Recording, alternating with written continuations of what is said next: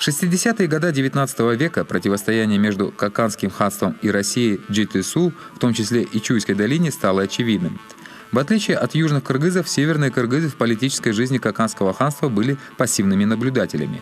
В 1860-1862 годах манапы ответвления Тына из рода Сарыбагыш предприняли попытки активного участия в политике ханства, однако из-за недостаточной ориентации в политических процессах были вынуждены их прекратить. К тому же беспрестанно меняющиеся ставленники на трон не внушали особого доверия. В начале 60-х годов царское правительство решило окончательно завершить присоединение к России кыргызских родов Чуйских предгорий, но для этого русским войскам необходимо было покорить крепости Коканда, расположенные в долине. Хан Коканда знал об этих намерениях и предпринял меры противодействия, стянув в Чуй отряды сарбазов. Во время противостояния коканцев с русскими чуйские кыргызы заняли нейтральную позицию. Многие перекочевали вглубь гор на Джайло. Царские войска под командованием Циммермана 23 августа 1860 года вышли из Верного, 26 августа захватили крепость Токмок и 28 августа полностью разрушили ее. 100 сарбазов из крепости были взяты в плен. В тот же день на место действия прибыл отряд казаков во главе с Колпаковским. На следующий день объединенное войско вышло в направлении Пишпека. 31 августа была взята и эта крепость. Большую часть ее разрушили. 627 сарбазов во главе с Атабеком Датка и Алишером Датка сдались. Через год Маля-хан для восстановления своей власти в Пишпеке и Токмоке направляет войско во главе с Канат-ша и Аламбеком Датка. Стычки между русскими войсками и коканцами завершились сражением, которое произошло 20 октября 1861 года у пикета Узунагач в распадине Каракастек. Известный Аламбек Датка со своим отрядом в этой битве не участвовал. В ходе военных действий русские войска под командованием Колпаковского нанесли коканцам значительные потери и заставили их отступить. В бою с русскими войсками геройски сражался отряд кыргызских джигитов под началом Шабдана Жантай-Улу. Вскоре после сражения при Узунагаче в 1862 году видный тынайский манап Жантай Карабек-Улу посетил Верный, где заявил о вхождении кеминских кыргызов Чуйской долины в протекторат России. С этого времени Жантай и его сын Шабдан перешли на службу к русским властям. После смерти Ормона Жантай стал признанным главой сарабагышских манапов. В 1867 году ему был пожалован чин полковника и вручена золотая медаль. Летом 1862 года Байтик Канай-Улу, видный манап рода Солто, населявшего Чуйскую долину от Пишпека до Таласа, начал борьбу против коканского ахима Рахматулы. Байтик-Батыр хитростью заманил Рахматулу на той и убил. После этого кыргызы несколько дней безуспешно осаждали крепость Пишпек. Видя тщетность своих попыток, Байтик послал младшего брата Сатылгана в Верный Колпаковскому за помощью.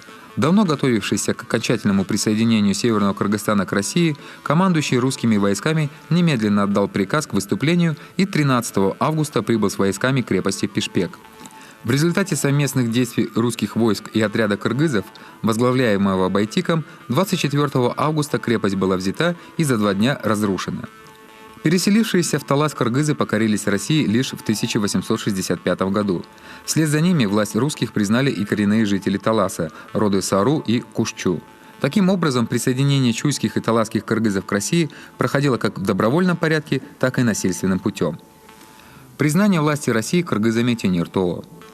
До присоединения к России часть кыргызов Тенир-Тоо была под властью Каканского ханства, которое периодически взимало с них дань. Другая часть контактировала с Кашгаром, находившимся под влиянием маньчжуро-цинского правления Китая. Русские власти придавали большое значение распространению своего влияния на этот регион Кыргызстана. Это было обусловлено тем, что русские купцы торговали с Кашгаром через Каканское ханство и через Кульджу со стороны Верного. Присоединение Тенир-Тоо открывало русским прямой торговый путь в Восточный Туркестан и Кашгар. Весной 1863 года был организован так называемый Кашгарский отряд под командованием капитана генштаба Проценко. Отряд выступил в направлении центрального Тенир-Тоо и 3 мая прибыл в Джумгальскую долину. Охранявшие небольшое укрепление 56 каканских сарбазов не оказали сопротивления и поспешно бежали. Отряд Проценко через Джало-Сонгкуль подступил к крепости Куртха, и здесь каканцы заблаговременно отступили, не принимая боя. Присоединение кыргызов Тенир-Тоо к России, как и других регионов Северного Кыргызстана, проходило в противоречивых и сложных социально-политических условиях. Если некоторые манапы сами обращались к русским властям за покровительством, то другие занимали выжидательную позицию, а часть из них даже оказывала вооруженное сопротивление. Например, в июле 1863 года манап Осмон Тайлак-Улу поднялся на открытую вооруженную борьбу против русских войск. Со своими джигитами Осмон взял в окружение небольшое подразделение майора Загряжского. Вмешательство Шабдана Джантай-Улу, имевшее в то время чин капитана, спасло русский отряд от расправы. Сам Осмон нашел убежище в Восточном Туркестане. Только в 1868 году он вернулся на свои земли, приведя 3000 подвластных ему семей в русское подданство. Открыто боролся с русским засилием крупный сарыбагашский манап Умиталу Ормон-Улу. Громя отдельные отряды русских войск, он 19 июня 1863 года близ крепости Курка в урочище Икичат напал на подразделение подпоручика Зубарева, насчитывавшего около 40 солдат. Только подоспевшая через 2 дня помощь помешала джигитам Умиталы разбить этот отряд. После неудачного столкновения в Актаала Умиталы Ормон-Улу, надеясь получить кашгарское подданство, перебрался в Восточный Туркестан. Однако местный правитель Жакып-бек на просьбу Умиталы о покровительстве ответил отказом. Большое значение в реализации стратегических планов присоединения Тиньир-Тоо имело вхождение в протекторат России кыргызского рода Черик.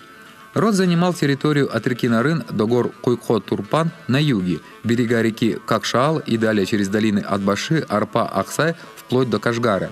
Черики платили дань и Каканскому ханству, и цинь-маньчжурским правителям, а позднее и наместнику Кашгару Жакып-беку, находясь таким образом под тройным гнетом. Видя выход из создавшейся сложной ситуации в присоединении к России, весной 1863 года бии рода Черик, насчитывавшего 6000 юрт во главе с именитым манапом Тодумамбетом Тоймат-Улу, направили письмо Белому царю через губернатора округа Алато Колпаковского.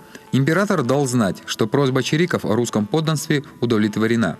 Осенью 1863 года послы чериков прибыли в Омск и присягнули на верность русским властям. Ко времени основания в 1868 году Нарынской крепости большая часть чериков относилась к округу Алато. Остальные находились под покровительством наместника Кашгара Жакып-бека. Позже, после ликвидации его государства в 1877 году, эта часть чериков перешла под власть императора Китая. С принятием большей частью чериков русского подданства занимаемая ими обширная территория вошла в состав Кыргызстана.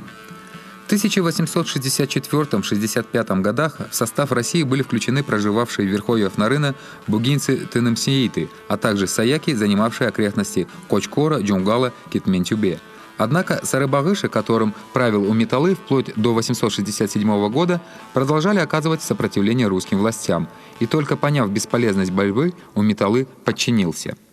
После возведения в 1868 году русских крепостей в Нарыне и Караколе и установления в них постоянных гарнизонов, власть России в северном регионе Кыргызстана приобрела реальные очертания. 11 июля 1867 года было образовано Туркестанское генерал-губернаторство, состоящее из Сырдарьинской и Семиреченской Джетысу областей. С учетом стратегического значения нового административного территориального образования оно было отнесено в ведение военного министерства. Таким образом были заложены основы колониального аппарата для военного и гражданского управления Туркестаном, в составе которого оказался и Кыргызстан. Вместе с организацией административного управления русское правительство начало проводить политику по созданию в новых владениях военно-политической и социальной опоры царизма путем укоренения на местах русских переселенцев. В 1867 году в Караколе и Токмоке были организованы переселенческие пункты, куда вскоре начали прибывать русские крестьяне.